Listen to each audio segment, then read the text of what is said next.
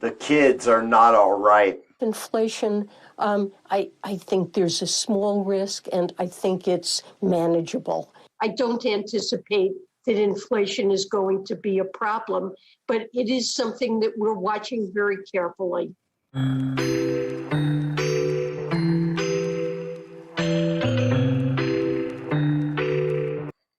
Hi and welcome as we look back at the housing numbers from March, provided by the Las Vegas Realtors in this April market report, and answer the question that everyone wants to know.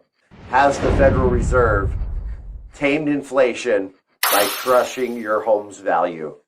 All right, guys, so before we get into it, if you don't know who I am, I'm Ken Blumberg, your all-American realtor.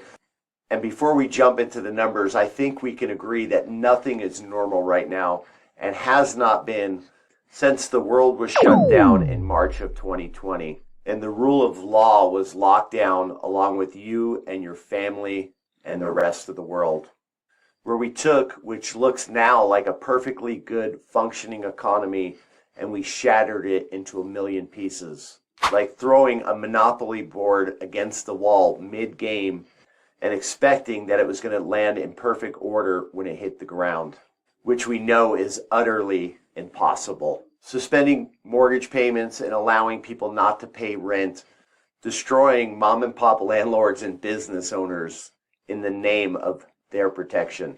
And the people that we've entrusted to protect us printed $9 trillion and handed that money out to banks and corporations.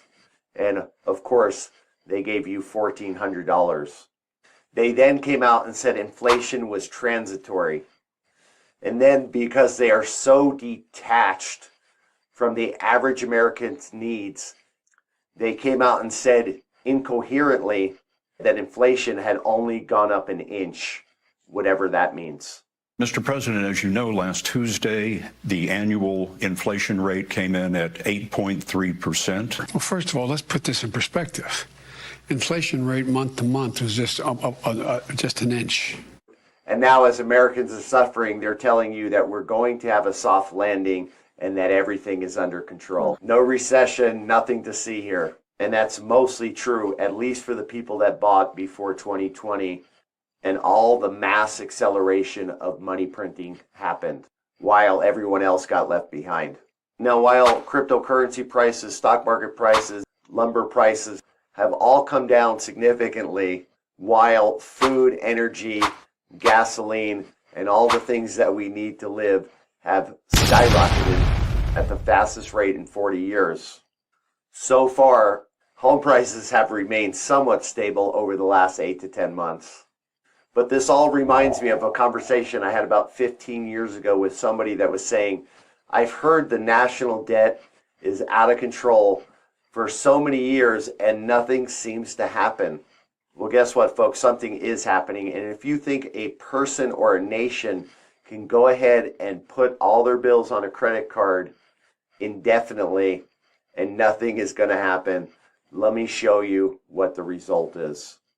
So the first set of numbers we're going to go into is the median home price.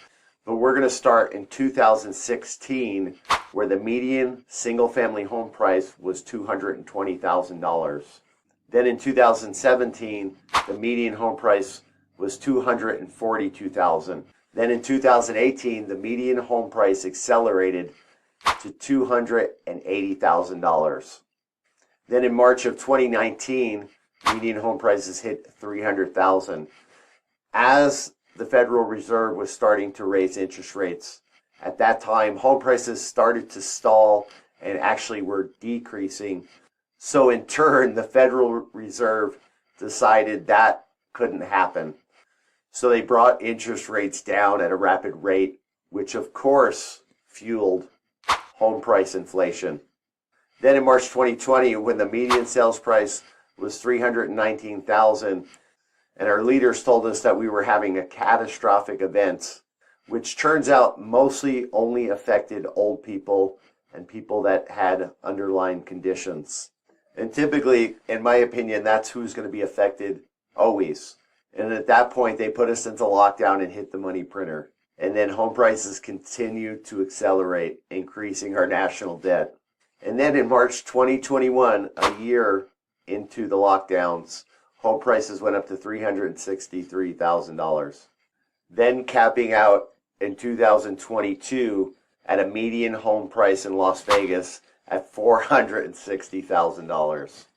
Which brings us to today, where median home prices are sitting at $425,000, exactly where they were at the end of last year.